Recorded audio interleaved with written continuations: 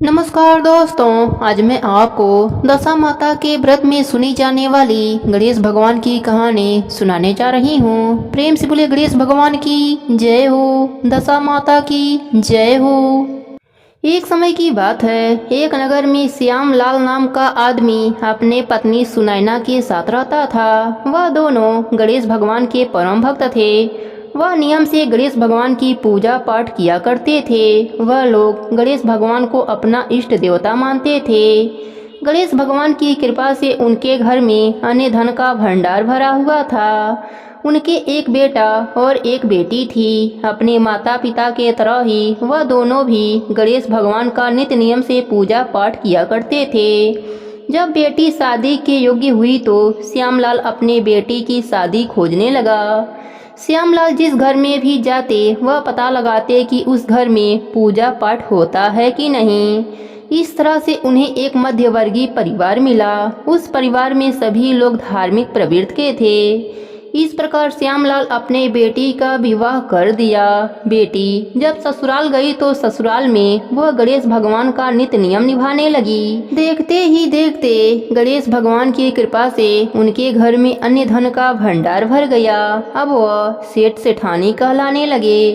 यह बात उनके पड़ोसन को अच्छी नहीं लगी। वह राजा के पास गई और राजा से बोली, हमारे पड़ोस में एक बहू आई है, वह साक्षात लक्ष्मी है। उसके आने के बाद वह लोग दिन दूना रात चौगुना तरक्की कर रहे हैं। ऐसे भाग्यशाली लक्ष्मीवान बहू तो राजमहल में होना चाहिए। अगर वह आपके पास रही तो आपका राजकोष कभी भी खाली नहीं होगा महाराज।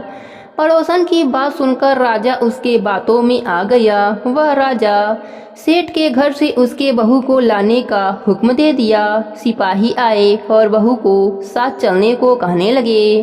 बहू ने कहा, आप महाराज से कह देना कि मैं 12 दिनों के बाद आ जाऊंगी। इस प्रकार सिपाही राजमहल आकर राजा को बता दिया।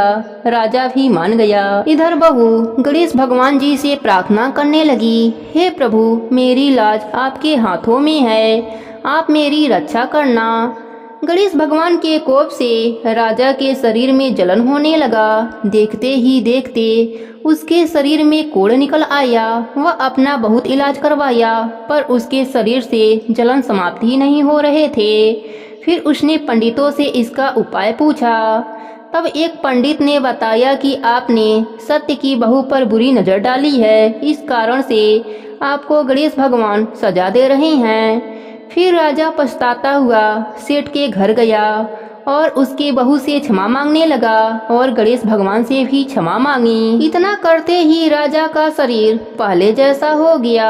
राजा ने सेठ को बहुत सा धन दिया और पड़ोसन को सजा दी। गणेश भगवान का चमत्कार देख राजा सहित नगर के सभी लोग गणेश भगवान का नित्य नियम निभाने लगे। गणेश भगवान की कृपा से उनके जीवन के सारे संकट दूर हो गए। हे गणेश जी महाराज, जैसे आपने बहू पर अपनी कृपा करी वैसे ही अपने सभी भक्तों पर अपनी कृपा बनाए रखना। सबके व्रत को पूर्ण करना, कहानी अधूरी हो तो पूरी करना, पूरी हो तो मान रखना। प्रेम से बोलिए गणेश भगवान की जय हो, दशा माता की जय हो।